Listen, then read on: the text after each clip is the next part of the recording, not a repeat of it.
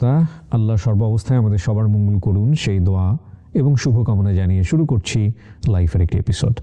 যারা আমাদের অনুষ্ঠানে আসতে চান দয়া করে আমাদেরকে ফোন করবেন। আমাদের ফোন নম্বর হচ্ছে 09639888777। এছাড়া আমাদেরকে চাইলে মেইলও করতে পারেন, যেমন আজকের আমাদের অতিথি যিনি আছেন তিনি কিন্তু আমাদেরকে মেইল করেছিলেন। আমাদের মেইল অ্যাড্রেসটি হচ্ছে sharemystory24@gmail.com। আমাদের ভিডিওর কোণাতে এই দুটো মেইল অ্যাড্রেস এবং ফোন নাম্বার দেয়া আছে এবং আপনারা চাইলে একটু টুকে নিতে পারেন। তো আমি কথা বাড়াচ্ছি না, চলুন একটু জানার চেষ্টা করি কে রয়েছে আমার সঙ্গে। আপনার নামটা একটু বলেন প্রথমে। জি, আমার নাম হচ্ছে সানজিদা আক্তারি এবং আমার ডাক নাম হচ্ছে Shifa Chowdhury. Shifa is a very good name, কোনো সন্দেহ নাই। শিফা মানে তো আরোগ্য, it's an Arabic name, right? Okay. Shifa, বয়স বলতে কোনো সমস্যা না? আমার বয়স এখন বর্তমানে 25। এবং আপনি এসেছেন চট্টগ্রাম থেকে? হ্যাঁ, চট্টগ্রাম। শিফা, আপনার জন্ম জেলা? আমার জন্ম ঢাকাতে, আর আমার বাবার বাড়ি হচ্ছে নোয়াখালী, বাট ওখানে কখনো যাওয়া হয়নি। ঢাকাতে জন্ম, চট্টগ্রামে থাকছেন সিচুয়েশনালি, এবং আপনি হচ্ছে আপনার 25 বছরের জীবনের গল্প নিয়ে আজকে আমাদের সামনে এসেছেন। শুরু করেন। আমার বাবারা প্রায় 5-6 ভাই বোন, তাদের মধ্যে শুধুমাত্র আমার বাবাই ফাইট করে পড়াশোনা করেছে, বাকিরা কেউ এরকম পড়াশোনা করাতে চেয়েছে, করেনি। ওকে। আমার দাদি অনেক আগে মারা গিয়েছিল, আমার দাদা আবার আরেকটা বিয়ে করেছিল। আমার বাবা খুব পরিবার থেকে এই বিষয়টা নিয়ে যখন খুব মনোমালিন্য হয়, নিজে ক্লাস 9-এ সে বাড়ি ছেড়ে চলে যায়, ঢাকায় চলে আসে। ওই নোয়াখালী থেকে আমার বাবার তখন ঢাকায় চলে আসা। এসে আমার বাবা একটা ট্রাভেল এজেন্সির একজন পিয়ন হিসেবে তখন জবে ঢুকে। যে মালিক ছিলেন তার একটা ফ্যাক্স করতে হবে, খুব ইমার্জেন্সি ছিল। তখন আমার বাবাকে বলেছিল যে সাইদ, তুমি পত্রিকাটা এখান থেকে নিয়ে আসো, তুমি কি পড়াশোনা করতে পারবো? বলছে হ্যাঁ আমি পারি। বলে তুমি কি ফ্যাক্স করতে পারবো? বলে হ্যাঁ আমি পারি। তো তখন উনি অনেক আশ্চর্য হয় যে উনার অফিসে একজন পিয়ন, ও কিভাবে এত কিছু পারে। তো বলে তুমি আমাকে একটু ইংলিশ বলে শোনাও তো। তো আমার বাবা তখন অনর্গল ইংলিশ পড়ে। তখন বলে তুমি কিসে পড়ো? বলতেছে আমি 9-এ পড়ি। যখন জানে তখন দেখে যে আর্থিকভাবে আমার বাবা খুব অসচ্ছলতায় ভুগছে। তো ওই সময় আমার বাবার যে বস থাকে উনি বলে যে তুমি কি পড়বা, আমি যদি তোমার দায়িত্ব নিই? বলছে হ্যাঁ স্যার পড়বো। তো তখন ওই সময় আমার বাবাকে নটরডেম কলেজে ভর্তি করে। সিরিয়াসলি? রাইট। কত সালের গল্প? ওই সালটা আসলে আমার মানে অনেক পরে, কি মুক্তিযুদ্ধের আগে না পরের? হ্যাঁ, মুক্তিযুদ্ধের পরে। ওকে, ফাইন। তখন নটরডেম কলেজে নাইট শিফট ছিল।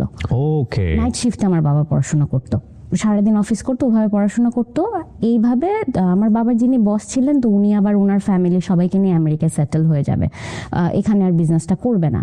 তো তখন উনি বলে যে সাইদ তোমার সমস্যা নাই, আমার ভাইয়ের কাছে আমি দিয়েছি, ওনার ভাইয়েরও ট্রাভেল এজেন্সি ছিল, তুমি ওর কাছে থাইকো, দেখবা যে ওখান থেকে তুমি ভালো কিছু আমি মনে করি করতে পারবা। এবং ওকে বলা আছে তুমি যতটুকু পড়তে চাও তুমি ততটুকু পড়তে পারবা। প্রায় 1.5-2 বছর কাজ করার পরে ট্রাভেল এজেন্সির মধ্যে সবচেয়ে বড় একটা কোম্পানি হচ্ছে, ওইখানে আমার বাবার পরে জব হয় একজন জুনিয়র এক্সিকিউটিভ হিসেবে। 1.5-2 বছর থাকার পরে আমার বাবা একটা ভালো পজিশনে চলে যায়, তার নিজের একটা আলাদা একটা সার্কেল হয়, সে অনেক ভালো করতে থাকে। তো ওই সময় আমার বাবা আর কি বিয়ে করে ফেলে, এবং তারপরে আমার বাবা মায়ের বিয়ের 1 বছরের মাথায় আমি চলে আসি। তো যখন আমার ভাই হয় 2005 সালে, তখন আমার বাবার ব্যবসায় এতটা ভালো হয় যে যেটা কল্পনার বাইরে। উনি এটা শুরু করে কিভাবে? বিকজ উনি তো কর্মচারী ছিল। হ্যাঁ, কর্মচারী ছিল, কিন্তু ট্রাভেল এজেন্সির ব্যবসাটা হচ্ছে এটা তো ভিসা প্রসেসিং এর ব্যাপারগুলো, সো এখানে অতটা ক্যাপিটাল লাগে না। না, ওরকম ক্যাপিটাল লাগে না। বাট যেহেতু স্টুডেন্ট ভিসা, এখন যেমন হচ্ছে বিভিন্ন কাউন্সেলিং হচ্ছে কোম্পানিগুলো ছিল, এগুলো তো তখন ছিল না। তখন তো মানুষ হাতে হাতে ব্যবসা করতো, একটা সার্কেল করে ফেলতো, তো একটা অ্যামাউন্ট থাকতো যে ঠিক আছে আমি স্টুডেন্ট ভিসার জন্য আমি এটা করে দিচ্ছি, আমি সব প্রসেসিং করে দিব, হলে আমাকে এটা দিতে হবে। আচ্ছা। অনেক ক্যাপিটাল চলে। আপনার সঙ্গে আপনার ভাইয়ের বয়সের ডিফারেন্স কত? প্রায় 4.5 বছর। তো আস্তে আস্তে বাবা জমি কেনা শুরু করলো, যতটুকু অ্যাসেট করা প্রয়োজন। আমার বাবা মা আবার খুব শৌখিন মানুষ, তারা খুব ঘর সাজাতে পছন্দ করে। আমার বাবা সবসময় একটা কথা বলে যে রুকে কষ্ট দেওয়া যাবে না, যেটা খেতে মন চেয়েছে এটা এখনই খেতে হবে। আজকে বিরিয়ানি খেতে মন চেয়েছে তো আজকে বিরিয়ানি খাবো, কালকে পান্তা ভাত খেতে হলে কালকে পান্তা ভাত খাবো। খুবই শৌখিন মানুষ। তো তারা খুব শখ করে একটা ফ্ল্যাট বুকিং দেয়, তখনই আমার ভাই যখন হয় তখনই দেয়, এবং ওইটার কাজ আস্তে আস্তে চলতে থাকে, খুব ভালো চলতে থাকে। এবং এত ভালো যে আমি দেখেছি অনেক সময় ঘুম থেকে উঠে যে আমার বাবা সারা রাত আসেনি, হয়তো প্যাসেঞ্জার গিয়েছে, সে তার কাজের জায়গায় যথেষ্ট লয়াল ছিল এবং অনেক পরিশ্রমী একজন মানুষ ছিল। এবং অল্প সময় অনেক বেশি উপরে উঠে যাওয়ার কারণে অনেকে চোখেও পড়ে যায়। তখন সবাই চারিদিকে যে আরে সাঈদের তো সেই অবস্থা হয়ে গেছে। তখন আমরা যে এলাকাটায় থাকতাম, আমার মনে আছে যে প্রতি শুক্রবার আমাদের বাসায় সকালে দরজা খোলা হতো এবং বিকেলে মাগরিবের পরে দরজা বন্ধ করা হতো। আমার বাবা কখন মসজিদে যাবে এবং কখন আমার বাবার সাথে এত এত মানুষ আসবে, সবাই আমাদের বাসায় খাবে। প্রতি শুক্রবার আমাদের বাসায় খাওয়া হতো এবং মানে কোনো লিমিট নাই। আমার বাবার অনেক বড় একটা আক্ষেপ ছিল তার মাকে সে করতে পারে নাই, ওই যে কারণে কাজগুলো সে করতেন। কারণ আমার দাদি হচ্ছে মারা গিয়েছে ব্লাড ক্যান্সারে। আমি স্কুলে যখন পড়াশোনা করি তো তখন দেখা যায় যে আমার বাবার একজন খুব ক্লোজ ফ্রেন্ড ছিল যিনি আসলে পড়াশোনা ওরকম করেনি, তো কিন্তু তারও ফ্যামিলির অবস্থা খুব খারাপ থাকার কারণে আমার বাবা কি করে, আমার বাবার অফিসে, তখন অলরেডি আমার বাবা মতিঝিলের শাপলা চত্বরের ওখানে 4 তলা একটা বিল্ডিং অফিস নিয়ে ফেলেছে, খুব ভালো অবস্থা। তো তখন আমার বাবার অফিসের একজন অ্যাসিস্ট্যান্ট হিসেবে আমার বাবা তার ফ্রেন্ডকে জব দেয় এবং সে সবসময় বলতো যে আমি সাঈদকে অলওয়েজ ফলো করি, আমার ভালো লাগে, ও যা করে আমি ওর মতো হতে চাই। আমার বাবার ফ্রেন্ড এটা বলতো। তো সেও দেখা যায় যে 1.5-2 বছরের মাথায় তারও লাইন হয়ে যায়। তো সেও এই ব্যবসার ঘুমোর যখন বুঝে যায় তখন সে বলে যে না, আমি তোর সাথে থাকবো না, আমি আমার মতো বিজনেস করবো। 2012 সালে আমরা আমাদের ফ্ল্যাটে উঠি। ফ্ল্যাটে ওঠার কথা ছিল 2009 সালে। 3 বছর যাবত আমার মা আর বাবা তারা শৌখিনতার বসে বিভিন্ন জায়গা থেকে বিভিন্ন জিনিস কালেক্ট করে করে একটু একটু করে পুরো ফ্ল্যাট সাজিয়েছে। 12 সালে হঠাৎ করে আমার বাবা খুব ডিপ্রেশনে থাকে। প্রায় দেখতাম যে সে মানে ঠিক মতো কারোর সাথে কথা বলতো না, তার ফেস ধরে আছে, অফিস থেকে খুব মেজাজ গরম করে আসছে। তো আমার আম্মু যখন জিজ্ঞেস করে যে কি হয়েছে আমাকে বলো, তো বল না, ব্যবসার ব্যাপার তুমি বুঝবা না। তা এরকম করে প্রায় 1.5-2 মাস যায়। আম্মু দেখে যে না, বাবার মধ্যে অনেক চেঞ্জ আসতেছে, মানে খুব উগ্র মেজাজ হয়ে যাচ্ছে, খুব টেনশনে থাকছে, সিগারেটের উপর সিগারেট খাচ্ছে, মানে কারোর সাথে কথা বলছে না, আম্মু কিছু জিজ্ঞেস করতে আসলে ধমকের উপর ধমক দিচ্ছে। তো একটা পর্যায়ে আম্মু দেখে যে আসলে ডে বাই ডে এই জিনিসগুলো বেশি হচ্ছে এবং আমাদের বাসায় দেখা যেত যে 2-3 লাখ টাকা এমনি ক্যাশ ফেলে রাখতো, বিপদে আপদে লাগতে পারে এটার জন্য। তো একটা দিন এরকম হয় যে আব্বু অফিসে চলে যায়, সকালে আব্বু আম্মুকে ফোন দিয়ে বলে শিফার আম্মু তো বাসায় কত আছে 2-2.5 লাখের মতো। কেন? তো আমার বাবাকে আমার মা হচ্ছে অন্ধবিশ্বাস করতো, কারণ আমার বাবা মা হচ্ছে পছন্দ করে বিয়ে করে এবং আমার মায়ের ফ্যামিলিতেও আমার মাকে আসলে ওইভাবে তখন মেনে নেয়নি দেখে আমার মার আসলে বাবা ছাড়া আর কেউ ছিল না এবং অসম্ভব ভালোবাসতো দুইজনকে। তাদের লাভ স্টোরি শুনে শুনে আমি বড় হয়েছি। তো তখন যেটা হয় যে আম্মু বলে কেন লাগবে, তো বলে হ্যাঁ তুমি একটু পাঠাও তো, মানে আব্বুর অ্যাসিস্ট্যান্টকে পাঠায়, তো আব্বুর জন্য টাকাটা পাঠায় দেয়। তো আম্মু নর্মালি জানে যে এরকম অনেক সময় হতো যে আব্বু টাকা চাইতো আবার এনে সেটা ফিল আপ করে রাখতো। তো অনেকদিন হয়ে যায় আব্বু আর কোনো টাকা ফিল আপ করে না। তো তখন হচ্ছে আমি পিএসসি পরীক্ষা দিয়েছি ক্লাস 5-এ। তো আম্মু তখন একদিন হঠাৎ করে বাবাকে প্রশ্ন করে যে তুমি তো টাকা দিলা না আমাকে, টাকা কোথায়? তো তখন আব্বু রেগে যায়, হ্যাঁ তুমি আমার কাছে টাকার হিসাব চাচ্ছ কেন? আমি কি টাকা না দিয়ে থাকি? দিব, কয়দিন পরে দিব। তো আব্বুর কিছু অ্যাক্টিভিটিস আম্মু বুঝতে পারে যে তো সামথিং ইজ রং। তখন খোঁজ খবর নেওয়া শুরু করে। খোঁজ খবর নিতে নিতে পরে আম্মু জানতে পারে যে আমার আব্বুর যে ক্লোজ ফ্রেন্ডটা যিনি ছিলেন, তো ওনার সুবাদে তো আরো অনেক ফ্রেন্ড সার্কেল হয়েছে ব্যবসা করতে, যে ওখানে সবাই ব্যবসায়ী মানুষ। তো আব্বুকে কেউ একজন কোনো একটা বারে নিয়ে গিয়েছিল যেখানে আর কি জুয়া খেলা হয়। আমার বাবার কোনো বদভ্যাস নেই, শুধু সিগারেট খাওয়া ছাড়া, এবং সে এই জিনিসগুলো কখনো ছুঁয়েও দেখে না, কখনো তার এইগুলোতে ছিল না। সে প্রচন্ড পরিশ্রমী মানুষ, সকালে যেত, রাতে আসতো, এসে ঘুমিয়ে যেত এবং এতটা ভালো অবস্থা ছিল আমি দেখেছি অনেক সময় ঘুম থেকে উঠে আমার বাবা আমাদের বালিশের নিচে এরকম বান্ডিল বান্ডিল টাকা রাখতো। মানে তার খুব শখ, এটা একটা আজব ধরনের শখ যে তার ছেলে মেয়ে টাকার বিছানায় ঘুমাবে। তো অনেক সময় হয়েছে ঘুম থেকে উঠেছে, বাবা বলেছে আম্মু একটু বিছানার বালিশটা সরাতো, সরাই দেখছি এতগুলো টাকা। আবার অনেক সময় এমন হয়েছে রাত 2-3টা পর্যন্ত ওয়েট করতাম আব্বুর জন্য, আমার আব্বু না আসলে আমি ঘুমাতাম না, শুয়ে থাকতাম। তো তখন দেখতাম যে এরকম মোজা থেকে এরকম বান্ডিল বান্ডিল টাকা বের করতো। তো আব্বু আম্মুকে নিয়ে অনেক ঘুরেছে, দেশ বিদেশ অনেক ঘুরেছে, আমরাও ঘুরেছি। তো তখন আমার আম্মু খোঁজ খবর নিয়ে তখন শুনে যে আব্বু এমন একটা জায়গায় যায় যেখানে তার ওই ফ্রেন্ডও আছে এবং আব্বুকে ওখানে সে খেলাচ্ছে, জুয়া খেলাচ্ছে। আমার আম্মু তখন মানে মাথায় আকাশ ভেঙে পড়ে যে এই মানুষ তো এরকম করার মানুষ না, এটা কিভাবে সম্ভব? তখন খোঁজ খবর নিয়ে দেখে যে আব্বুর ব্যবসার অবস্থা ভালো না এবং কিছুদিন আগেই এমন হয়, আমার বাবা এত সরল মানুষ যে তার টাকার হিসাব ছিল না, কখনো টাকার হিসাব করতো না, কাউকে দিয়ে ফেললেও সেটার কোনো একটা ডকুমেন্টসে রাখতো না। এই ব্যবসা করতে যেয়ে ওখানকারই একজন আমার বাবার থেকে বয়সে বড়, আমার বাবা তাকে মামা ডাকতো। তো উনি একদিন আমার বাবাকে হঠাৎ করে ফোন দিয়ে বলে যে ভাগনা আমার হঠাৎ করে টাকা লাগতেছে। তো বলে যে কত টাকা লাগবে? তো বলে 27.5 লাখ টাকা লাগবে, দিতে পারবে তুমি? সে বলছে যে মামা কালকে তো শুক্রবার, আমি বাসায় থাকবো, আপনি বাসায় এসে থেকে নিয়ে যান। তো আমাদের চোখের সামনে দেখা, কারণ এটা দেখলাম এই জন্য আমি বলতে পারছি যে তখন আমি ক্লাস 5-এই পড়ি।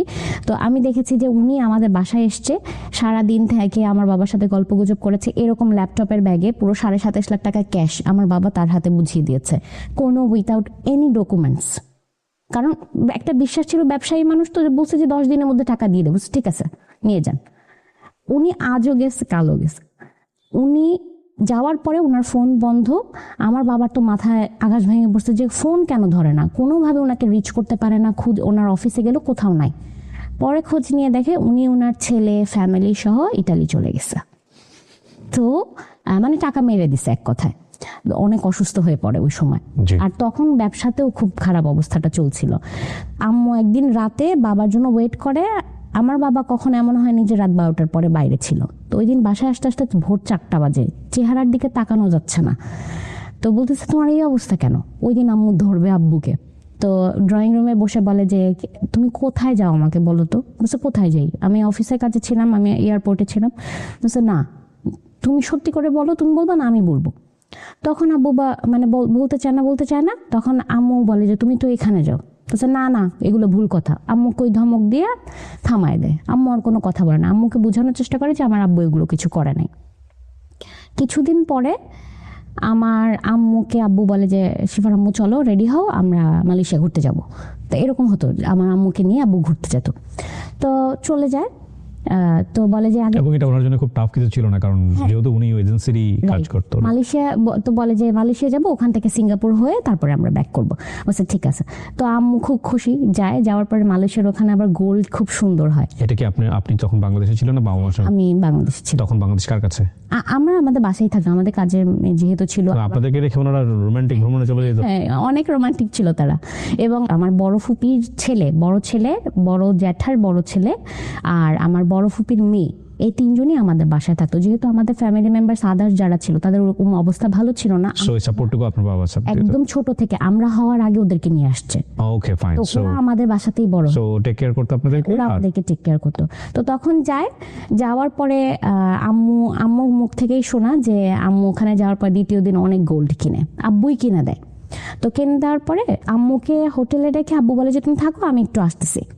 তো মালয়েশিয়াতে একটা জায়গা আছে যেখানে আর কি বেটিং এগুলো করা হয়, এটা হচ্ছে মেঘের উপরে একটা জায়গা। তো ওখানে যায় আমার আব্বু, এবং ওখানে যায় হচ্ছে সবচেয়ে ওই রকম টাকা পয়সাওয়ালা মানুষ, যাদের মানে শুরুই হয় হচ্ছে 10 লাখ 20 লাখ থেকে শুরু। তো ওই জায়গায় আমার আব্বু যায়, তার খুব শখ সে ওখানে যে খেলবে। তো ওখানে যাওয়ার পরে সে তার ওই যে ক্লোজ ফ্রেন্ডটা থাকে তাকে হঠাৎ করে ফোন দিয়ে বলে যে 10.5 লাখ টাকা হবে তোর কাছে। আমার আব্বু কিন্তু টাকা পয়সা নিয়ে গেছে, আমার ইমার্জেন্সি লাগতেছে। তো তখন আমার আব্বুর যে ক্লোজ ফ্রেন্ড, আমার আব্বু এবং আমার আব্বুর ওই ক্লোজ ফ্রেন্ড, তারা একদম ছোটকাল থেকে একই এলাকায় থাকতো। তো তারাও ফ্রেন্ডদের মতোই। তো আমার ওই আঙ্কেল কি করে, আমার আম্মুকে ফোন দেয়, ফোন দিয়ে বলে যে খুশি সাইদ তো আমার কাছে এরকম 10.5 লাখ টাকা চাচ্ছে। পরে বলতেছে ভাই তাহলে হয়তো বা ওই ব্যবসার জন্যই চাইতেছে। বলছে তুই কই? বলে আমি তো হোটেলে। বলে তা সাইদ কই? বলে যে সাইদ তো ও তো বললো যে বাইরে, ওই টাকা নেয় নিয়ে সে ওখানে ওগুলো খেলে। তো তারপরে আমার আম্মুকে হঠাৎ করে 3 দিনের মাথায় আব্বু বলে যে শিফার আম্মু তো অনেকদিন হয়ে গেছে, তুমি বাসায় চলে যাও, তুমি মানে দেশে চলে যাও, আমি আসতেছি, আমার এখানে আরো কিছু কাজ আছে, 2-3 দিন পরে আমি আসবো। আমার আম্মুকে এটা বল। তা কখনো এরকম হয় নাই যে আমার আম্মুকে আব্বু আলাদা একা পাঠিয়ে দিচ্ছে। বলতেছে কি এমন কাজ, তা আমি থাকলে কি হয়েছে? তখন আব্বু বলে যে না না, এত দৌড়ঝাঁপের মধ্যে তুমি কি সারাদিন হোটেলে বসে থাকবে নাকি? এটা তো ভালো দেখায় না, তুমি যাও। তো ওই যে আমার আম্মু তখন হচ্ছে গোল্ড যখন নিতে যায়, তখন আমার আব্বু বলে কি এগুলো নেওয়ার দরকার না, এগুলো আমি নিয়ে আসবো। আমার আম্মুকে বলে। নেশা কি জিনিস? হ্যাঁ, আম্মু বলে যে কেন, আমি নিয়ে যাই, সমস্যা কি, তুমি তোমার কাজ ছেড়ে আসো। না না, তুমি নিলে এখানে ইমিগ্রেশন অনেক ঝামেলা করবে, তুমি এই বিষয়গুলো বুঝবা না। মানে সবসময় দামায় রাখতো, তো আম্মু ওইটাই বিশ্বাস করতো, আচ্ছা ঠিক আছে, হ্যাঁ হ্যাঁ, না তুমি যেটা বলছো ওইটাই ঠিক। তা আম্মু কি করে, আব্বুর কাছে দিয়ে চলে আসে। আসার পরে আম্মু আর ওই গোল্ড খুঁজে পায় না। তো যখন বলে যে গোল্ড কই, তো তখন বলে যে ওইটা ওখানে সেল করে দিছে, আমি তোমাকে এখান থেকে, আর আমার হঠাৎ করে টাকা লাগতেছে ওটা। তো বলে তো এটা কি ধরনের কথা, তুমি আমাকে বলতা। তো তখন বলে যে থাক, ওগুলা লাগবে না, আমি তোমাকে আবার কিনে দিব, সমস্যা নেই। নিয়ম মাফিক আমার বাবা অফিসে যাচ্ছে, আমরা কিন্তু এর মধ্যে কিছু হয়েছে কিনা আমরা কিছু জানি না, কারণ আমার আম্মু কখনোই বাবা মার মধ্যে যেটা হতো আমাদের উপরে সেটা আসতে দিত না। 3-4 দিন পরে দেখা যায় যে হঠাৎ করে একদিন সকালে 11টার দিকে আমাদের বাসায় একজন মানুষ আসে। উনি স্ট্যান্ডার্ড চার্টার্ড ব্যাংক থেকে আসে। আমার বাবা স্ট্যান্ডার্ড চার্টার্ড ব্যাংকের তখন ভিআইপি ক্লায়েন্ট ছিল। উনি আসে, আমার বাবা তাদের ফোন রিসিভ করতেছে না এটার জন্য। ভিআইপি অ্যাকাউন্ট হোল্ডার তো আপনি বোঝেনই, মানে স্ট্যান্ডার্ড চার্টার্ড ব্যাংকের ভিআইপি অ্যাকাউন্ট হোল্ডিং মানে হচ্ছে কিন্তু বিগ অ্যামাউন্ট অফ ডিলিং হয়, আর অ্যাকাউন্টে একটা মিনিমাম বার থাকে যে এই পরিমাণ অর্থ থাকতে হবে তাহলে আপনি ভিআইপি সুবিধাগুলো পাবেন। So basically VIP account holder বলতে এগুলো বোঝায়, আরও ব্যাংক অ্যাকাউন্ট পেতে অনেক কিছু হয়। হ্যাঁ, তো তারপরে দেখা যায় যে উনি আসে, তো উনি এসে বলতেছে ম্যাডাম স্যার আসলে আমাদের ফোন ধরতেছে না, আমরা প্রায় 3 মাস ধরে ওনার সাথে কথা বলার চেষ্টা করছি। প্রথম উনি কল ধরেছে, ওনাকে মিটিং এর জন্য বলা হয়েছে যে আমাদের সাথে এসে একটু দেখা করেন। তো উনি আজকে ডেট দেয়, কালকে ডেট দেয়, উনি আর আসে না। তো আমরা আসলে স্যারকে রিচ করতে পারছি না। ওনার অফিসে গিয়েছিলাম, তখন ওনাকে পাইনি। এই নিয়ে 3-4 বার ওরা চলে গেছে। তো বাধ্য হয়ে ওনারা আমাদের বাসায় আসে। তো আম্মু বলে ঘটনা কি সেটা আমাকে বলেন। তো বলে যে আসলে যে অ্যামাউন্টটা ওখানে রেখেছিল সেটা আমার বাবা একদিন উঠিয়ে ফেলেছে। তো এইটা তো ওদের জন্য মানে আশ্চর্যজনক একটা ঘটনা যে একদিনে এত টাকার কেন ট্রানজেকশন হলো। অলমোস্ট প্রায় 2.5 থেকে 3 কোটি টাকা একদিনে উনি নিয়ে চলে গেছে। এবং ওরা তো যেহেতু আব্বু ভিআইপি ক্লায়েন্ট ছিল, সেক্ষেত্রে আমার বাবাকে তারা ক্রেডিট কার্ডও দিয়েছিল একটা ভালো অ্যামাউন্টের, সেটাও সে তুলে নিয়েছে। তো সেটা তো রিফিল করতে হবে। এই 3 মাস যাবত আমার বাবা কোনো রিফিল করে নাই। এই পারপাসে আর কি তারা কথা বলবে আমার আব্বুর সাথে, কিন্তু আমার আব্বু তাদেরকে আজকে ডেট দিচ্ছে, কালকে ডেট দিচ্ছে, হচ্ছে না।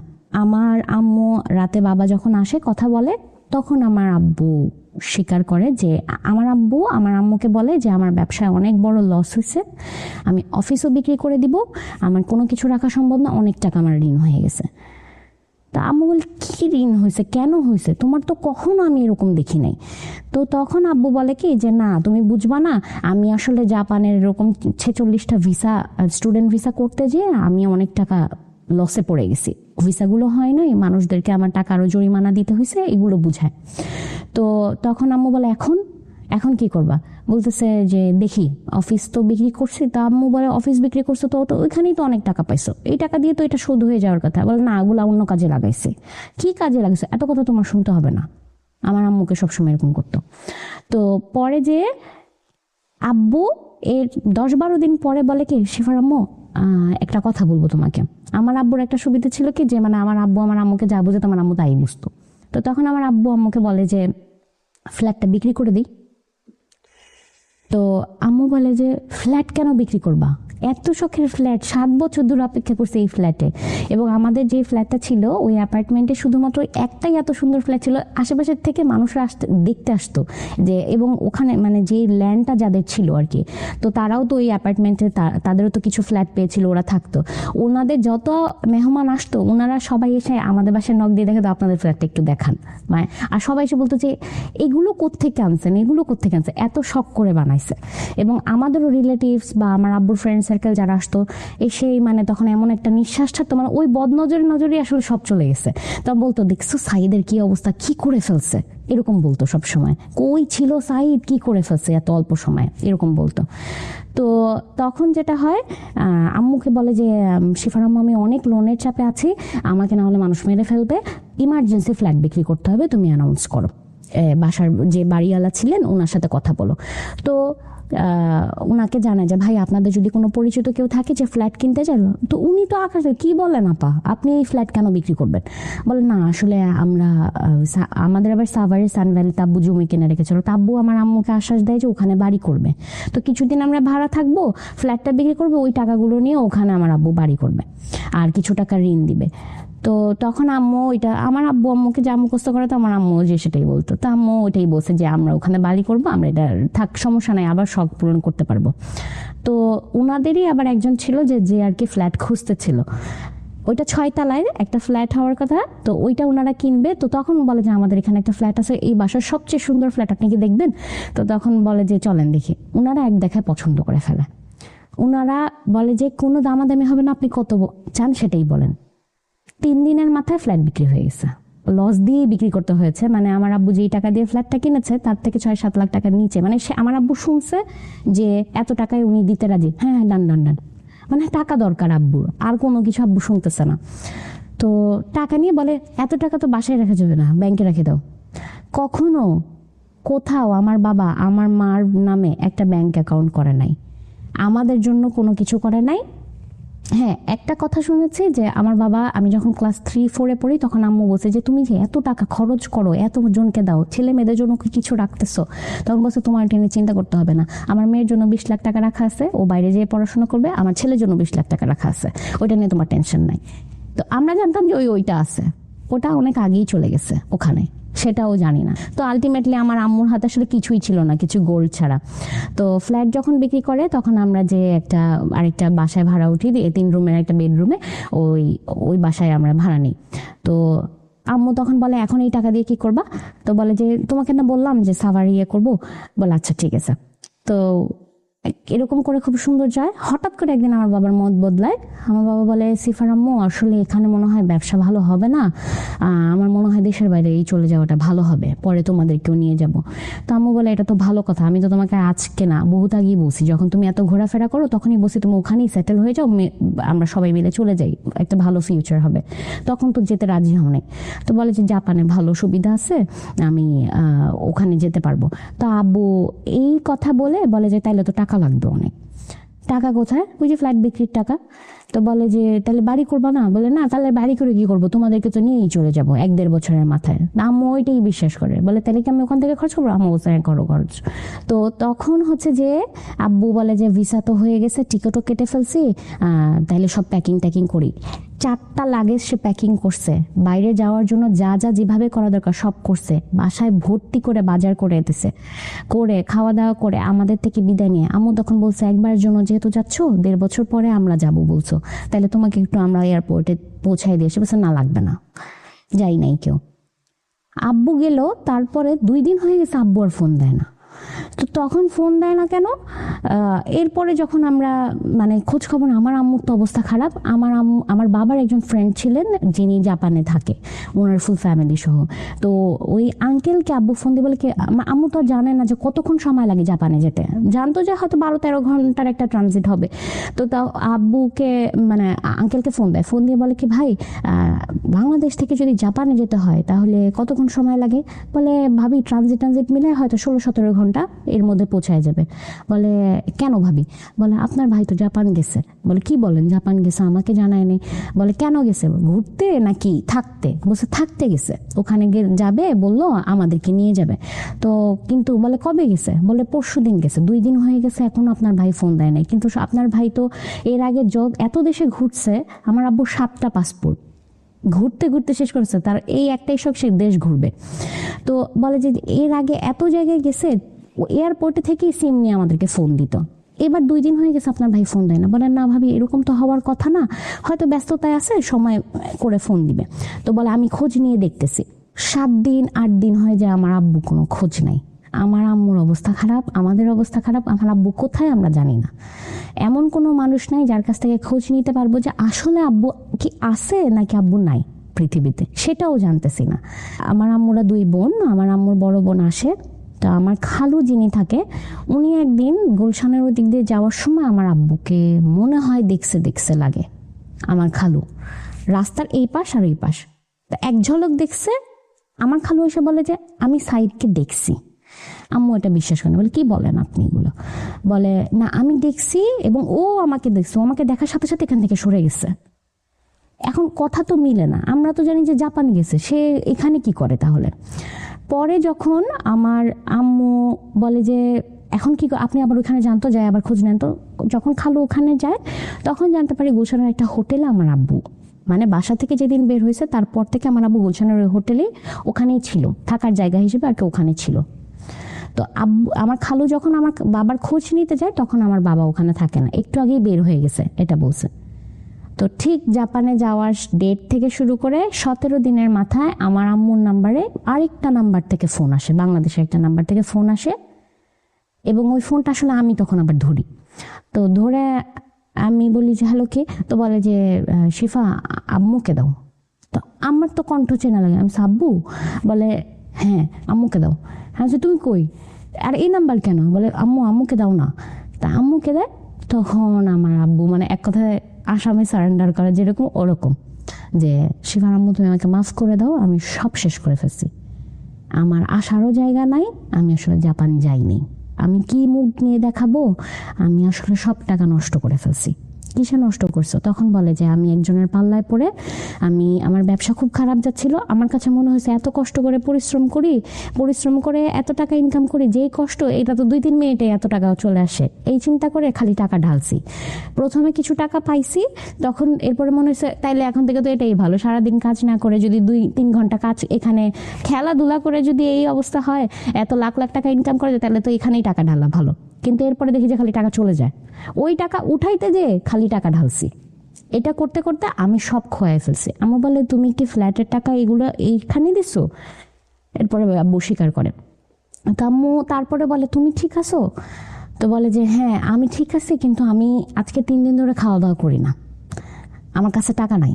আম্মু বলে যে তো তুমি বাসায় আসো। বলে আমি যদি বাসায় আসি, আমরা যে এলাকাটায় থাকতাম, আমার আব্বুর যে ক্লোজ ফ্রেন্ড, ওই যে যার কাছ থেকে 10.5 লাখ টাকা সে ঋণ নিয়ে, আমার ওটা মাথায় আসলো যে উনি আসলে প্রচার করতে চাইছে উনি দেশের বাইরে, যাতে করে ঋণ থেকে বাঁচতে। রাইট। এবং ওইখানেই তখন আমরা জানতে পারি যে আমাদের এলাকায় অনেকের কাছে ঋণ নেওয়া হয়ে গেছে আমার আব্বুর। তো আব্বু বলতেছে আমি বাসায় আসতে পারবো না, আমি এখন আমাকে সবাই খুঁজতেছে, যদি আমাকে দেখে যে আমি এখানে আসি আমাকে এখানে টিকতে দিবে না। তো তখন আমি বলি তাহলে কি করব, তুমি বাসায় আসো, আগে হাজির তো হও, আমি তো তোমাকে আগে দেখি তুমি কোন অবস্থায় আছো, তোমরা কি আমার সাথে থাকতে চাও, এটা বলছে।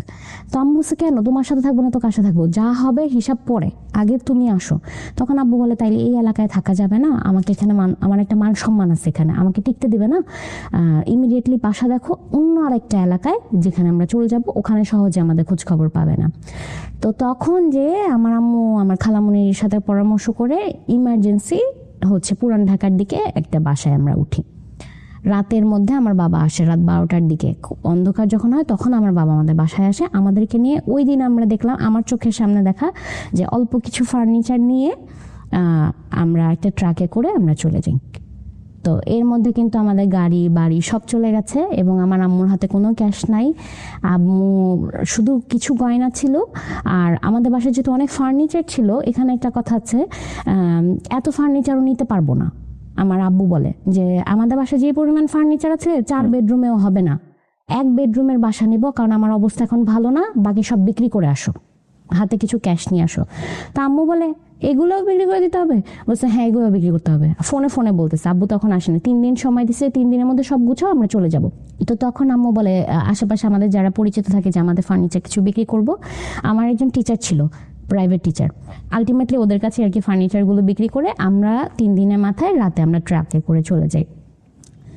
যাওয়ার পরে এমন একটা বাসায় ভাইয়া উঠি যে আসলে খুব নিম্নমানের আর কি, যে 4-5টা ফ্যামিলি একটাই বাথরুম ইউজ করবে, একটাই রান্নাঘর ইউজ করবে। আমার আব্বু ওই বাসা ঠিক করছে। তো আমরা ওই বাসায় যে উঠি, আমি আসলে তখনও বুঝতে পারতেছিলাম না এখানেই আমরা থাকবো কিনা। আমি এখানে কি থাকতে আসছি? বলছে হ্যাঁ এখানেই থাকতে আসছি, এখন থেকে এভাবেই থাকতে হবে, আমার আব্বু বলতেছে। আমি আমার আব্বু দিকে এমনি তাকে, আব্বু আমাকে ধমক দিচ্ছে, বলছে যখন যেরকম সেরকম থাকতে হয়। এখন আমি তো ইউজ টু না, আমি তো সবসময় দেখছি আরেক রকম, গাড়ি থেকে নামছে আমাকে এখন এই অবস্থায় এনে রাখছে, আমি তো চিল্লাচিল্লি, হ্যাঁ কেন এখানে থাকবো, এখানে ঠিকভাবে শোয়া যাচ্ছে না, ঠিকভাবে খাওয়া যাচ্ছে না, আমাদের জিনিস কই, আমার জামা কাপড় কই, আমি কি স্কুলে পড়বো না, অনেক চিল্লাচিল্লি করছে। তো তখন আম্মু আমাকে অনেক মারছে যে কথা শুনোস না, সবসময় একরকম থাকে না, সব কিছু বুঝতে হয়, আর তুমি বড় হয়েছো না। তো বড় হয়েছি দেখে এটাই মনে হয় আসলে সবচেয়ে বড় কষ্টের ব্যাপার, যে সব কিছু মেনে নিতে হবে বড় হইলে। তো বলতেছে তুমি যদি এরকম করো তাহলে ছোটটা কি করবে। তখন ক্লাস 6-এ পড়ি এবং প্রায় 7 মাস স্কুল কিছুই করি নাই। তো তো তখন অনেক কষ্টেই দিন কাটতেছিল এবং আমার আব্বু তখন কোনো কাজ পাচ্ছিল না, কারণ আমার আব্বু আসলে এমন মেসাকার একটা অবস্থা করে ফেলছে যে তার বিজনেসের যে পজিশনটা ওখানে যাওয়ার মতো কোনো অবস্থা সে রাখেনি, এত ঋণ করছে। আমার বাবাকে এরপরে আমরা আমার আম্মু আর কোনো উপায় না দেখে মালয়েশিয়াতে পাঠিয়ে দেয়, ওখানে ওয়ার্ক পারমিট ভিসা আমার বাবা চলে যায়।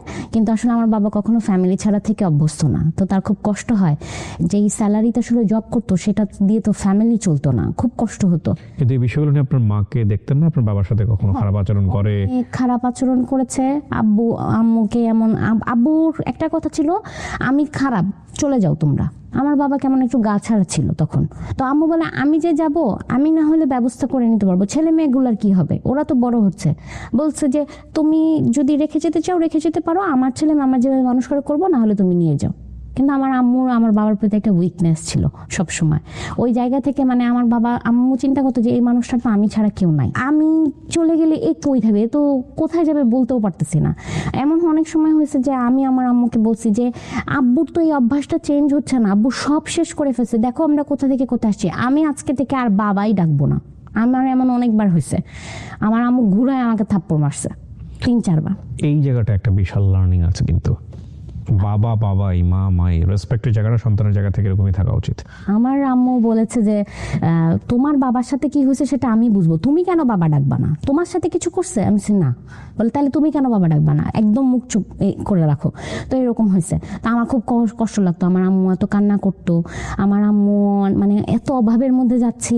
এমন হয়েছে যে আমার আম্মু খাওয়া দাওয়া করে নাই, একটা ডিম রান্না করছে অর্ধেক করে আমার ভাইকে দিছে, আমাকে দিছে।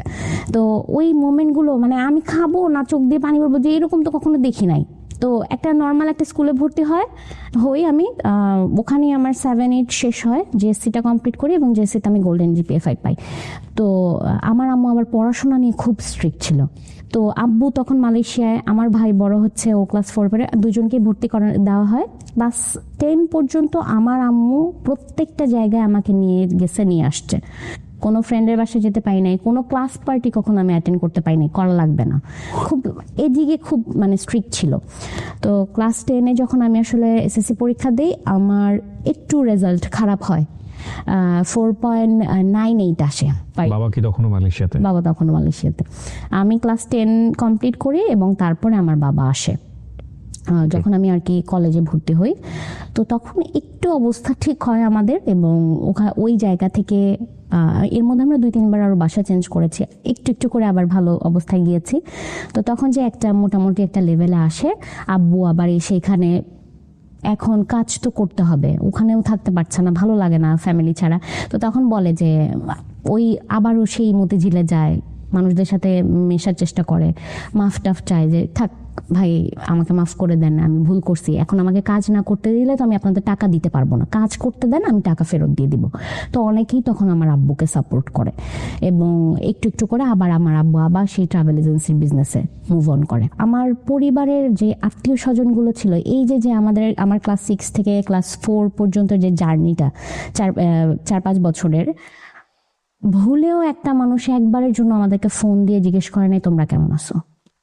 এবং ওই যে আব্বুর ক্লোজ ফ্রেন্ড, আমার আম্মুর এত ক্লোজ ফ্রেন্ড, কখনো কেউ আমাদেরকে দেখতেও আসে নাই, যে ওরা যে এত বছর এখানে ছিল ওরা কেমন আছে, বাচ্চাগুলো কেমন আছে, কখনো দেখতে আসে নাই। এমন হয়েছে যে খুব খারাপ সময় গেছে, আমার আম্মু এমন কিছু মানুষের কাছে টাকা ধার চাইছে কিছু কিছু সময়, যে জানে যে বলা লাগবে না, এর আগেই দিয়ে দিবে, কিন্তু ওই মানুষগুলো এত বাজেভাবে রেসপন্স করছে আমার আম্মুকে, যে আমার আম্মু মানে মুখ কোথায় লুকাবে, মানে আমার আব্বুকে নিয়ে এত বাজে কথা বলছে। তা এরকম অনেকবার হয়েছে। তো মানুষ তখন আর কি চেনা হয়ে গেছে, যে যখন মানুষ বিপদে পড়ে কেউ সাথে থাকে না, আর যারা তখন ওই মধ্যে থাকবে তারাই তোমার প্রকৃত বন্ধু। আমি ইন্টারে যখন পড়াশোনা করি, এই প্রথম আমার আম্মু আমাকে বলে যে ঠিক আছে এখন থেকে তুমি একা যাতায়াত করবা, তুমি বড় হয়েছো, তুমি বুঝো, আমি তোমাকে বিশ্বাস করি, আমি জানি যে তুমি ইনশাল্লাহ এমন কোনো কিছু করবা না। এবং আমি তো আসলে জগৎ চিনি আমার মাকে দিয়ে, এর আগ পর্যন্ত রাস্তায় যে হাঁটতে গেলেও আমি ভয় পেতাম তখন। এমন তো নতুন নতুন আমার কলেজে যাওয়া, ক্লাস করছি, রেজাল্ট ভালো হচ্ছে, সব দিকই ঠিকঠাক আছে। আমার আম্মু সবসময় আমাকে নিয়ে অনেক এক্সপেকটেশন রাখতো, এখনো রাখে, যে আমি লাইফে অনেক ভালো কিছু করব। আর আমার গায়ের রং একটু কালো ছিল দেখে অনেক সময় অনেকে এটাও বলছে যে আপনার মেয়ে তো আমার এরকম সুন্দরও না, আপনার মেয়ে গায়ের রঙও কালো, পড়াশোনাই ভালো হইলে হবে, সব দিকেই ভালো হইতে হয়, না হলে তো মেয়েকে ভালো জায়গায় বিয়েও দিতে পারবেন না। আমি যখন ইন্টার পড়তে থাকি তখন আর কি আমি একটা পার্ট টাইম একটা জবে আমি ঢুকি ইন্টারের সময়। এটা হচ্ছে একটা ফাউন্ডেশন টাইপের, বাচ্চাদের ফাউন্ডেশন, ওখানে বাচ্চাদেরকে পড়ানো যেত। তো আমি হচ্ছে এরকম শুক্র শনিবার যেহেতু আমার কলেজ বন্ধ থাকতো, আমি ওখানে যে বাচ্চাদেরকে পড়াতাম, 3,000 টাকা বেতন পেতাম। আমি আমার ইন্টারটা কমপ্লিট করি তখন আর কি করোনা চলে আসে। তো ওই টাইমে তো রেজাল্ট অটোই চলে আসে এবং আমি খুব ভয়ে ছিলাম যে আসলে রেজাল্ট কি আসে। লাকিলি আমার রেজাল্ট গোল্ডেন জিপিএ 5 চলে আসে। তো তারপরে যে লকডাউন পড়ে যায়, আব্বু যে বিজনেসটা করছিল ওটাও তো সবই বন্ধ হয়ে যায়, এখন কিভাবে চলবো? তো তখন আমার আম্মু বলে যে শিফা, পড়াশোনা করতেছো করো, তার পাশাপাশি অন্য কিছু করার চেষ্টা করো, কোন একটা কাজের সাথে যুক্ত হও, ফ্যামিলিকে সাপোর্ট দাও না, তুমি তোমারটা করতে পারলেই হলো। বিভিন্ন জায়গায় অ্যাপ্লাই করে, এখন আমি মাত্র করেছি এইচএসসি পাস, আমার কোনো অভিজ্ঞতা নাই, আমাকে কে নিবে কাজে? আমার একটা জিনিস ছিল যে আমি যেই জিনিসটাই দেখি, কোনো কিছু যদি শেখার আগ্রহ থাকে আমি খুব তাড়াতাড়ি শিখতে পারতাম। তো আমি অনলাইনে ইউটিউব দেখে আমি গ্রাফিক ডিজাইন শিখি তখন নিজে নিজে। আমার বাসায় যেহেতু ল্যাপটপ ছিল, আমি গ্রাফিক ডিজাইন শিখে কিছু ডিজাইন করি। এরকম তখন ফেসবুকে আমি এরকম বলি যে আমি লোগো ডিজাইন করতে পারি, ব্যানার ডিজাইন করতে পারি। তো এরকম বিভিন্ন গ্রুপে আমি লিখি। তো ওখান থেকে আমার ভালো কিছু ক্লায়েন্টও আসে। তো মোটামুটি একটা ভালো ইনকাম আমার শুরু হয়, কিন্তু এটা তো আসলে রেগুলার বেসিস ছিল না, আমার একটা রেগুলার বেস কাজের দরকার ছিল। কারণ আমি দেখতেছিলাম যে আসলে আম্মু যতই বলুক যে আমার ফ্যামিলিকে সাপোর্ট করতে হবে না, কিন্তু আমি যেহেতু বড় মেয়ে ছিলাম, আমার কোনো ভাই ছিল না, আমি দেখতেছিলাম আমার সাপোর্টটা করা অনেক বেশি জরুরি। তখন আমি সিভি বানানো শুরু করলাম, আমি বিভিন্ন জায়গায় অ্যাপ্লাই করা শুরু করলাম, জুনিয়র এক্সিকিউটিভ বা কাস্টমার সাপোর্ট এক্সিকিউটিভ। মানে ওই সময়টাতে আসলে প্রয়োজন ছিল আপনার ফ্যামিলিকে সাপোর্ট দেওয়া বা প্লাস নিজেকেও সাপোর্ট করা। বাবার ওই সামর্থ্যটুকু ছিল না। হ্যাঁ, কারণ আসলে সব কুলিয়ে উঠতে পারছিল না, সবকিছু বন্ধ, লকডাউন, কোথায় যাব, কি করব। আর করোনা শেষ। আপনি তখন ইন্টার পাস করেছেন না করবেন? ইন্টার পাস করেছেন। ওকে, জি। করে অলরেডি আমি তখন ভার্সিটিতে ভর্তি হয়েছি, বাংলাদেশ ইউনিভার্সিটিতে আর্কিটেকচার ডিপার্টমেন্টে। তো তখন আমি নিজেও পড়ছিলাম, তার পাশাপাশি হচ্ছে ওই অনলাইনে আর কি গ্রাফিক ডিজাইনে কিছু কাজ করছিলাম। এবং ওখান থেকে আর কি অ্যাপ্লাই করতে করতে অনেকগুলো অ্যাপ্লাই করার পরে একটা জায়গায় আমার আর কি জব হয়। এবং আলটিমেটলি মানে হয়তো বা ফরচুনেটলি আমার একটা ভালো জায়গায় জব হয়ে যায়, যেটা আসলে আমার ওই সময় আমার এডুকেশনাল ব্যাকগ্রাউন্ড অনুযায়ী যতটুকু পাওয়ার দরকার ছিল সেটা যেটা অনেক বেশি। আমি একটা ইন্ডাস্ট্রিয়াল মেশিনারিজ কোম্পানিতে, ওখানে আমার হচ্ছে সিনিয়র এক্সিকিউটিভ হিসেবে জব হয় সেলস অ্যান্ড মার্কেটিংয়ে। তো তখন আমি ওখানে কাজ করতে থাকি। তো ওখানে মেইনলি হচ্ছে বেসিক স্যালারির পাশাপাশি আবার কমিশন বেসডও ছিল। সেল করতে পারলে একটা ভালো কমিশন যেহেতু ইন্ডাস্ট্রিয়াল মেশিনারি, সো কমিশনটাও ওরকম একটা ভালো অ্যামাউন্ট ছিল। তো আলটিমেটলি ওই পারপাসে তখন আমার অনেকের সাথে পরিচয় হয় কাজের জায়গায়। আমরা বেসিক্যালি যে ফার্মাসিউটিক্যাল কোম্পানিগুলো আছে ওখানে আর কি মেশিন সাপ্লাই দিতাম। তো ওখানে অনেকের সাথে তখন আমার পরিচয় হয়েছে, এর মধ্যে জিসকা ফার্মাসিউটিক্যাল, ওখানে আমার খুব ভালো একটা বন্ডিং হয়েছে। ওখানে জব করতে থাকি এবং আমার ফ্যামিলিকে দেখা যাবে সাপোর্ট করি। তারপরে কিছুদিন পরে আমার যখন ভালো লাগে আমি আবার একটা জবে সুইচ করি। লাইফ নিয়ে তখন এত বেশি ফ্রাস্ট্রেটেড ছিলাম, পড়াশোনা তারপরে নিজের জব হ্যান্ডেল করতে হচ্ছিল। 22 সালে লাস্টের দিকে আমার বাবা স্ট্রোক করে, ব্রেন স্ট্রোক করে। আমরা সাথে সাথে ডাক্তারের কাছে নিয়ে যাই, তখন বলে যে মাইনর স্ট্রোক, কিন্তু ঠিক 16 দিনের মাথায় আবার আরেকটা মেজর স্ট্রোক করে। এবং তখন আমার আব্বু এক কথায় বলতে গেলে বেডেই পড়ে যায়, কিন্তু প্যারালাইজ হয়নি, তার ব্যাকবোনে প্রবলেম হয়েছিল। তো ওইভাবে আসলে কাজ করতে পারছিল না। তো আমি তখন আমার বাবাকে বলি যে আমি তো অনেক ভালো হ্যান্ডসাম অ্যামাউন্ট, একটা ফ্যামিলি চালানোর জন্য যতটুকু দরকার তার চেয়ে তো অনেকটা বেশি আমার অলরেডি ইনকাম চলে আসছে। তো আমি যেহেতু পারছি আমি করি, তুমি টেনশন করো না। আমার আব্বুর জন্য আসলে আমাদের এই অবস্থা, এটা সে মেনে নিতে পারে না, স্টিল নাও এখনো মেনে নিতে পারে না। এই মানে অপরাধ বোধে ভুগে যে তার জন্য তার সন্তানরা সাফার করতেছে। আমি যেখানে জব করতাম, তো ওখানে 1.5 মাস যাওয়ার পরে একদিন আর কি আমার অফিসে আর কি আমাদের ব্রাঞ্চে আসে একজন।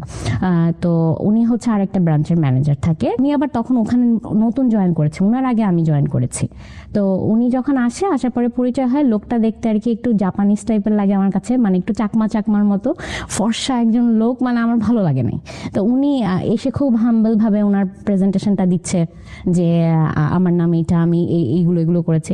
আমি ওনাকে পাত্তাও দিইনি, মানে হ্যাঁ আসছি, উনিও তো আমাদের মতো একজন কলিগ, তো বুঝছি তো উনি ম্যানেজার, তো কি হয়েছে, তো যাক গেল। তো যেটা হয় যে ওই দিন বিকেলবেলা আমরা অফিসের নিচে যখন আমরা চা খেতে যাই, তখন ওখানে উনি থাকে। তো উনি কি করে, চায়ের বিলটা দেয়। আমার এটা মেজাজ খারাপ হয়ে যায় মানে উনি যে চেয়েছে হ্যাঁ হ্যাঁ উনি আমাদের সাথে কোনো কথা বলে না। আমার সাথে আমার আরো 2জন কলিগ ছিল, মেয়ে কলিগ ছিল, আমরা চা খাই, টাকা দিতে নেই, তখন মামা বলে যে না চায়ের টাকা দেওয়া হয়ে গেছে। কে দিল চায়ের টাকা? মামা দিছে। আমার কাছে মনে হচ্ছে লোকটা আমার দিকেই বারবার তাকাচ্ছে, তো আমি ইগনোর করে চলে গেছি। তো পরের দিন আমরা আবার আমরা আরেক কলিগকে নিয়ে মজা করার ইয়েতে আমাদের আরেকজন কলিগ আবার উনার ফেসবুক আইডি নিয়ে আসে। তো আমরা সবাই উনাকে রিকোয়েস্ট পাঠাই। তো নতুন ম্যানেজার আসছে, এটা নিয়ে আর কি নিজেদের পার্সোনাল আর কি কমেডি করতেছিলাম যে লোকটা দেখতে জাপানিজের মতো, হ্যাঁ ওর সাথে ওনার সাথে যদি তোকে বিয়ে দিয়ে অনেক মানাবে। তো এরকম মজা করতে করতে আমিও রিকোয়েস্ট পাঠাই, কিন্তু আমি কিন্তু কথা বলি নাই। তো উনি আমাকে বলে যে চায়ের ট্রিটটা কেমন ছিল। তো আমি বলছি যে হ্যাঁ থ্যাংকস ফর দ্য ট্রিট। আমি এটা বলি, বলে একটা কথা আছে। আমি জি বলেন। Will you marry me? কি বলে এগুলা? আমি আপনি আমাকে চেনেন? বলছে না আমি আসলে সরাসরি আগে এটা বলছি কারণ আপনাকে দেখে মনে হয়েছে যে একেই আমি বিয়ে করব, এর জন্য আমি তো বিয়ের জন্য পাত্রী খুঁজতেছি। আর আপনার সাথে আমার পরিচয় হয়েছে, আপনি আমাকে দেখছেন গতকালকে, কিন্তু আমি আরো 15 দিন আগে আপনাকে দেখছি। কোথায় দেখছেন 15 দিন আগে? বলে আপনি যখন অফিসে উঠতেছিলেন তখন আমি ইন্টারভিউর জন্য আসছিলাম, এবং আপনাকে তখন দেখাতেই মনে হয়েছে যে এই মেয়েটাকেই আমি বিয়ে করব। এবং 15 দিন পরে উনি যখন জয়েন করে তখন আর কি আমার সাথে কথা হয়। তো আমি তখন বললাম যে আমি তো আপনাকে পছন্দ করি না, আপনি আমাকে চেনেন না, জানেন, আগে দেখেন, কথা বলেন, তারপরে। তো বলে সমস্যা নাই, আপনি সময় নেন, কথাবার্তা বলি, তবে করলে বিয়েই করব, এইটা ফাইনাল। আচ্ছা ঠিক আছে দেখা যাবে। তো এরপরে এই মাঝে মধ্যে টুকটাক কথা হয়, কিন্তু আমি আসলে সত্যি কথা বলতে খুব ইগনোর করতাম, আমার কেন যেন ভালো লাগতো না। তো আমি সবসময় এটা ভাবতাম যে আমি যদি আসলে কোনো রিলেশনশিপে জড়িয়ে যাই বা আমি যদি বিয়ে করে ফেলি, তখন আমার ফ্যামিলিকে যদি আমি সাপোর্ট না করতে পারি, ওই ইন্টেনশন থেকে মানে একদম ঠিক করে রেখেছিলাম যে আমি পড়াশোনা শেষ করব, তারপরে যে আগে একটা ভালো পজিশনে যাব, তারপরে যে বিয়ে করব। তো আমি কথাগুলো ওনাকে জানাই যে দেখেন আমার পক্ষে তো আসলে এখন বিয়ে করা সম্ভব না, আমার তো এখনো পড়াশোনা শেষ হয়নি। তো উনি বলছে যে বিয়ের সাথে তো এগুলো কোনো কানেকশন নেই, পড়াশোনার জায়গায়, ক্যারিয়ারের জায়গায়, বিয়ের জায়গায়। আমি নর্মালি যেহেতু হচ্ছে জবও করতাম, তার পাশাপাশি কিন্তু আমার ওই যে অনলাইনের কাজগুলোও চলছিল। আমি আবার তখন আমার নতুন ক্লথিং বিজনেস শুরু করি 2023 সালে জানুয়ারিতে। তো আমার আসলে সবসময় ডিজাইনের প্রতি একটা ভালোবাসা কাজ করতো, যদিও আমি ডিজাইনের এডুকেশনাল ব্যাকগ্রাউন্ডের না। আমি দেশীয় ড্রেস নিয়ে কাজ করা শুরু করি তারপর, এবং দেখলাম যে মোটামুটি খুব ভালো একটা আমি রেসপন্স পাই। আমি 22,000 টাকা দিয়ে ব্যবসাটা শুরু করেছিলাম প্রথমে। আমার জবও চলছিল, বিজনেসও চলছিল। এর মধ্যে যখন উনি আমাকে বিয়ের প্রপোজাল দেয়, আমি আসলে বুঝতে পারছিলাম না যে আমি কি করব, মানে কি সিদ্ধান্ত নিলে আসলে আমার জন্য বেটার হবে। আমি যদি এই মুহূর্তে বিয়ে করি তাহলে যদি সব বন্ধ হয়ে যায়, কারণ আশেপাশে তো অনেক খারাপ খবরও শুনি যে মানে বিয়ে করে সব জায়গা থেকে আলাদা করে দেয়। তো ভালোটা না আর মাথায় আসতেছিল না যে ভালোও তো হইতে পারে। তো আমি ওনাকে যখন সবকিছু বলি, উনি বলে যে আপনি সময় নেন, সমস্যা নেই। আমি বলছি যে ঠিক আছে, আমি দেখবো যে আপনি আমাকে ট্রাস্ট আনতে পারেন কিনা। তো এবং আমি দেখি যে আমার কাছে এই একটা মানুষকে এখন অব্দি আমি যত মানুষের সাথে মিশছি, চলার খাতিরে, কাজের খাতিরে, সবচেয়ে ডিফারেন্ট মনে হয়েছে। এতটা রেসপেক্ট আমি কখনো অন্য কারো থেকে পাই নাই, যতটা রেসপেক্ট উনি আমাকে করছে। সো ফার্স্ট লুকে ভালো লাগেনি, কিন্তু অ্যাটিটিউডে ভালো লেগে গেছে। হ্যাঁ, তো উনি আমাকে প্রচন্ড রেসপেক্ট করছিল সবকিছু। আবার একটা সময় আবার ডাউটও হচ্ছিল যে এগুলো কি আপনি অভিনয় করছেন, অতিভক্তি চোরের লক্ষণ। দেখেন পরে কিন্তু আবার যদি অন্যরকম হয়। তো উনি একদিন কান্না করে দিয়েছে যে আমি এরকমই। আমি বলছি আচ্ছা ঠিক আছে দেখা যাক। তো বাসায় আমি জানাই বিষয়টা। আমার বাসায় যখন জানাই, আমার আব্বু আম্মু পছন্দ করে নাই। কেন? এরকম হুট করে তো কোনো কিছু হয় না, তুমি আরো দেখো জানো, একটা ভুল সিদ্ধান্ত নিলে কিন্তু জীবন শেষ। তো সো বি কেয়ারফুল। তো সামহাও তাদের আর কি পছন্দ হয়নি। তারপরে যখন শুনছে ছেলের বাড়ি চিটাগাং, তার মানে ছেলে তো বিয়ে করে চিটাগাং নিয়ে যাবে, নেওয়ার সম্ভাবনা বেশি, তো মেয়ে তো আলাদা হয়ে যাবে। এইটাই মেনে নিতে পারতেছে না। এত আদরের মেয়ে, ভাবছে যে এলাকায় এলাকায় বিয়ে দিবে, গলিতে গলিতে থাকবে, তো সেটা তো আর হবে না। এই জন্য না না না চিটাগাং ছেলের কাছে বিয়ে দেবো না। তো আমি ওনাকে বাসায় জানাই। পরে উনি বলে যে আপনার আব্বুর সাথে আমাকে একটু কথা বলার ব্যবস্থা করে দেন। আমার আব্বুর সাথে দেখা করার ব্যবস্থা করে। আমার আব্বু তাকে চরম অপমান করে প্রথম দিন, বুঝাই দেয় যে না আমার মেয়েকে আমি দিব না। আমার সাথে সাথে আমার অফিস থেকে বের হয়ে আমার মানে জোরাজোরি করে প্লিজ একটু আমি আপনার আব্বুর সাথে আরেকবার কথা বলতে চাই। আবার এসে আমার আব্বুর সাথে এরপরে বলে, মানে একদম আব্বু এখানে বসা থাকে, নিচে এরকম বসে, আব্বু প্লিজ আপনার মেয়েটাকে আমাকে দেন, প্লিজ দেন, আমার অনেক পছন্দ হয়েছে, আমি ওকে অনেক ভালো রাখবো। আমি জানি না আপনার মতো আমি ভালো রাখতে পারবো কিনা, কিন্তু আমি এতটুকু জানি আমি শিফাকে যেই ভালোবাসবো আমার মতো করে কেউ ভালোবাসবে না। তো পরে বলতেছে আর টাকা পয়সা নিয়ে সমস্যা নাই, আমি হয়তো এখন যতটুকু ইনকাম করতেছি ইনশাল্লাহ আগামীতে আপনি দোয়া করলে আমি আরো বেশি ইনকাম করব, আপনি কোনো টেনশন করেন না, আপনার মেয়েকে আপনাদের থেকে আলাদা করব না, শুধুমাত্র আপনার মেয়েটাকে আমার কাছে বুঝাই দেন। তো তখন আমার আব্বু বলে যে ঠিক আছে আমি চিন্তা ভাবনা করে দেখি। উনিও ওনার ফ্যামিলিতে জানায়। এর মধ্যে আমি হচ্ছে এই যে আজকে আমার যে লুক, আমি পর্দা করার চেষ্টা করছি বা যেটা, এটা আমার হাজবেন্ডের মাধ্যমেই। আমি আগে যেভাবে চলতাম আর এখন সেটা যারা আমাকে চেনে তারা দেখবে যে একদমই ডিফারেন্ট। সেটা আমার হাজবেন্ডকে খুশি করার জন্য আমি করিনি, আমার হাজবেন্ডের ফ্যামিলি একটু ওরকম ইসলামিক মাইন্ডেড, আপনি অ্যাকসেপ্ট করেছেন, রাইট। সে আমাকে এমন ভাবে এনভায়রনমেন্ট গুলো ক্রিয়েট করেছে যে আমি ফিল করেছি যে দুনিয়াতে আল্লাহ ছাড়া আর কেউ তোমার আপন না। আমি এটা ফিল করছি এবং আমি এটা ফিল করছি যে আল্লাহর কাছে যেটা চাইলে পাওয়া যায় আর কারো কাছে সেটা চাইলে পাওয়া যাবে না। মানুষের কাছে চাইলে অপমানিত হতে হবে, কিন্তু আল্লাহর কাছে চাইলে আল্লাহ 10টা দরজা খুলে দেয়। আলহামদুলিল্লাহ আমি এটা সবসময় একদম গর্ব করে বলি, যেটা আমার হাজব্যান্ডের উসিলা হয়ে আসছি আমি, উনি আমাকে হেল্প করেছে। তো বিয়ে হয়ে গেল আপনাদের? আমি আসলে অনেক ফ্যামিলির এগেইনস্ট আমি একই বিয়ে করবো, কারণ আমি একটা সময় রিয়েলাইজ করছি যে this is the right person. তো তখন আমার কাছে মনে হচ্ছে যা কিছু হবে হবে, যাই এবার লাভ। ইন্টারেস্টিং বিষয় বলি, পৃথিবীতে যে কোনো জিনিসই, প্রাণী হোক আর বস্তু হোক, প্রথমে যদি সেটা নেগেটিভ থাকে আপনার কাছে, লাইক ভালো লাগতেছে না, এরপরে যদি সেটা আপনার ভালো লাগে বিশেষ কোনো কারণে বুঝে শুনে, ওটা কিন্তু মারাত্মক ভালো লাগা হয়। আলহামদুলিল্লাহ মানে এত ভালো একটা ফ্যামিলি পেয়েছি যেটা আমি আসলে কখনো কল্পনা করিনি, আর আমার বাবা মাও চিন্তা করে নাই। আর যেখানে আর কি আমাদের একটা স্ট্রাগল লাইফ গিয়েছে, তো তখন অনেক মানুষ বলছে যে মেয়েকে কিভাবে বিয়ে দিবে, কই যে পড়বে, কি করবে, সেখানে তো আমার আসলে সন্দেহটা আরো বেশি ছিল। কিন্তু যে দেখছি যে শাশুড়ি, এটা তো শাশুড়ি নাই, তো বেস্ট ফ্রেন্ড। কত বছরের সংসার? সংসার হচ্ছে 2023 সালে শুরু হয়েছে। সংসার শুরু হলো মাত্র শুরু হলো। আপনার বেবি আছে? বেবি আছে 9 মান্থস রানিং। মাশাআল্লাহ মাশাআল্লাহ। মেয়ে মাশাআল্লাহ। একটা মজার বিষয় দেখেছেন আজকের এই গল্পে যারা এতক্ষণ ছিলেন, শুরু থেকে শেষ পর্যন্ত এন্ডিং কি এটা নিয়ে একটা প্রশ্ন উঠছিল, রাইট? কিন্তু গল্পের মধ্যে একটা অদ্ভুত রকমের ফ্লো ছিল। গল্পের মেসেজটা আসলে কোথায়? সেটা হচ্ছে ফ্যামিলি কতটা ইম্পর্টেন্ট একটা মানুষের জীবনে। ওনার বাবার গল্পটাই আসলে গল্প এখানে। এই যে আপনার বাবার যে গল্পটা, এটা আপনার শ্বশুরবাড়ির পক্ষের লোকজন জানে? হ্যাঁ জানে, এবং they accept it very well, অনেক ভালোভাবে অ্যাকসেপ্ট করেছে। কারণ আমার বাবা তো ভুলটা শুধরে আবার ঠিক হয়ে গেছে, এই জন্য অ্যাকসেপ্ট করেছে। যে কারণ মানুষের জীবনে এরকম উত্থান পতন থাকে, আমাকে বলছে এগুলো কোনো ব্যাপার না। This is the story. একটা লাইনেই গল্প শেষ। মানুষের জীবনের ধরেন ফাইট করার বেশ কয়েকটা লেভেল থাকে। কি কি দিয়ে মানুষ ফাইট করে? প্রথমত হচ্ছে তাকে সুস্বাস্থ্যের অধিকারী হতে হয়। মানে থাকে না, দিন এনে দিন যারা খায় তারা তো স্বাস্থ্যের উপরই নির্ভর করে বেশিরভাগ। তারপর আসলে মেধার জায়গায় আপনি শিক্ষার কথা বলতে পারেন। সব কিছু যখন একটার পর একটা ফেল করতে থাকে, তখন হচ্ছে লাস্টলি আমরা যদি বলি, যদিও এগুলো এভাবে লেয়ার করা থাকে না, তারপর আমরা বোঝানোর জন্য বলছি যে আসলে এই ইনস্টিটিউশনটা কতটা ইম্পর্টেন্ট। সেটা হচ্ছে ফ্যামিলি।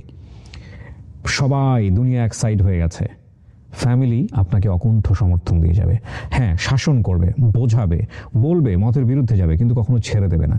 দেখুন, ওনার বাবা যে অবস্থায় চলে গিয়েছিল, ওনার মা যদি ওনার বাবার প্রতি সে রেসপেক্টটা সবসময় না রাখতো, ভালোবাসার জায়গাটা যদি না থাকতো, শ্রদ্ধার জায়গাটা যদি সেখান থেকে বের হয়ে আসতো, তাহলে হয়তো এই ফ্যামিলিটা অন্যরকম একটা স্ক্যাটার্ড অবস্থায় চলে যেত।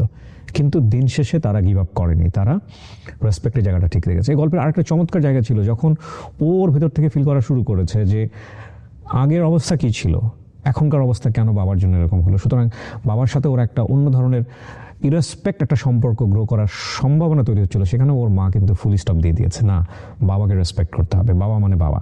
এবং আপনি দেখেন খুব চমৎকারভাবে ওনার একটা ফ্যামিলি শুরু হয়েছে, এবং সেখানেও খুব শাশুড়ি বা শ্বশুরপক্ষের লোকজন এবং ওনার হাজব্যান্ড সবাই অসাধারণ মাপের মানুষ। আমরা দোয়া করি এগুলোতে নজর না লাগুক এবং এই সংসারটা সবসময় সুন্দর থাকুক। এবং আজকের এই গল্প থেকে আমাদের অনেক কিছু নেবার আছে। উনি নিজেও কিন্তু এখন অনলাইনে বোধহয় একটা বিজনেস করেন, রাইট? হিজাব এবং বোরকা কাস্টমাইজ আমি ডিজাইন করে থাকি, নিজে করেন। এখান থেকেও কিন্তু উনি 6 ডিজিট আর্ন করেন, ওনার ফ্যামিলিকে উনি কন্ট্রিবিউট করছেন। পাশাপাশি আপনার হাজব্যান্ড তো জবও করছে, আমার হাজব্যান্ড একটা রিমোট জব করছে, সংসার খুব ভালো চলছে। কিন্তু এই যে সংসারের মধ্যে কোনো মানুষ ভুল করে ফেললে, বড় আকারের ভুল হয়ে গেলে, আনইমাজিনেবল ভুল হয়ে গেলে, তাকে সংসার বিবর্জিত করে দেয়া বা এমন পরিস্থিতি তৈরি করে দেওয়া যে বাইরে চলে যাও, এই পরিস্থিতিটা যাতে কখনোই না হয়। মানুষের জীবনে ভুল থাকবে, মানুষের জীবনে অন্যায় থাকবে, মানুষের জীবনে ভুল শোধরানোর পথও থাকবে, এবং যতক্ষণ পর্যন্ত রিয়েলাইজেশন আছে ততক্ষণ পর্যন্ত এই মানুষটা খারাপ মানুষ না। সে হয়তো সাময়িক ভুল করেছে, তারপরে সে ফিরে আসবে। সেজন্য আমাদের সবাইকে ধৈর্য ধরতে হবে। আমি আপনাকে অনেক ধন্যবাদ জানাই, আপনি চট্টগ্রাম থেকে এসে আপনি আমাদের এই প্ল্যাটফর্মে এই গল্পটা শেয়ার করলেন। আমি শুধু শেষে একটা প্রশ্ন করে আজকের স্টোরিটা শেষ করব, সেটা হচ্ছে আমাদের তো একটা গল্প শুনে একটা লার্নিং হয়েছে, আপনি কেন বললেন বা আপনার শিক্ষাটা কি আসলে এই গল্প থেকে?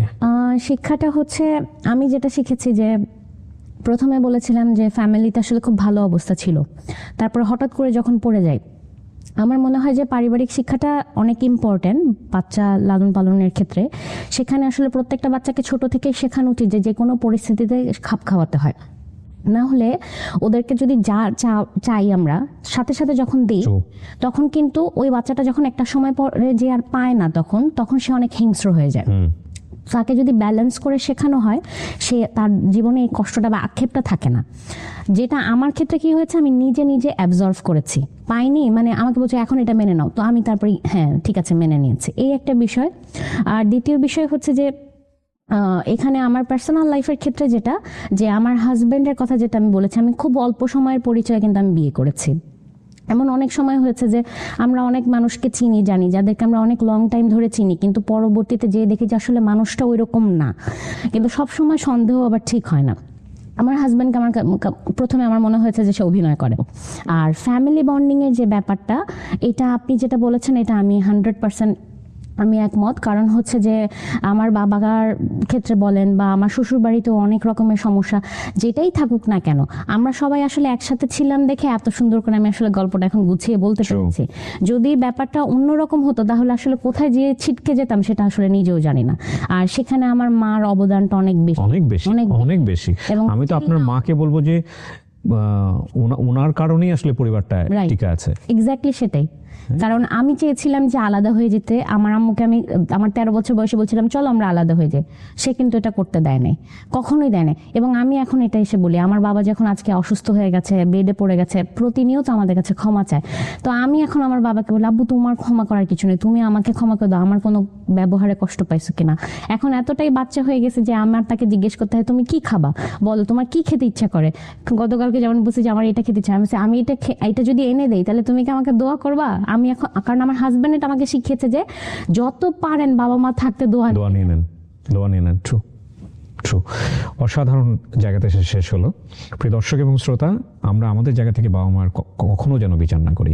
প্রত্যাশা করে আছেন বাবা জীবনে অনেক কামি আছে, আপনাকে অনেক কিছু দিয়ে যাবে, দিন শেষে দেখলেন যে না, বাবার আসলে দেওয়ার মতো কিছু নাই, মায়ের আসলে দেওয়ার মতো কিছু নাই। এবং তাৎক্ষণিকভাবে যদি আপনার মধ্যে চেঞ্জ চলে আসে বাবা মায়ের জন্য, তাহলে আপনি সঠিক সন্তান হন নাই দুনিয়াতে, আসলেই হন নাই। বাবা মায়ের কাছ থেকে যদি কিছু চাওয়ার থাকে তাহলে দোয়া চান, that is the best asset. কারণ ভাগ্য পরিবর্তন হয় চোখের পলকে। আপনি আজকে যে অবস্থায় আছেন কালকে এর চেয়ে অনেক বেটার থাকবেন বা এর চেয়ে অনেক খারাপ থাকবেন, সেটার কথা তো আপনাকে সৃষ্টিকর্তা বলেই দিয়েছে। হ্যাঁ, দিস ইজ আনপ্রেডিক্টেবল। সুতরাং বাবা মা খুব অল্প সময়ের জন্য ব্লেসিং আমাদের লাইফে, তাদের প্রতি যেন আমরা কখনোই হ্যাঁ অনেক সময় দেখা যাবে যে এমন কিছু আচরণ সামনে চলে এসছে যেটা সন্তান হিসেবে নেওয়া যাচ্ছে না, কিন্তু আমরা যেন কখনোই তাদেরকে বিচারের কাঠগড়ায় না তুলি। অনেক ভালো থাকুন, আজকের মতো পর্যন্তই। আসসালামু আলাইকুম।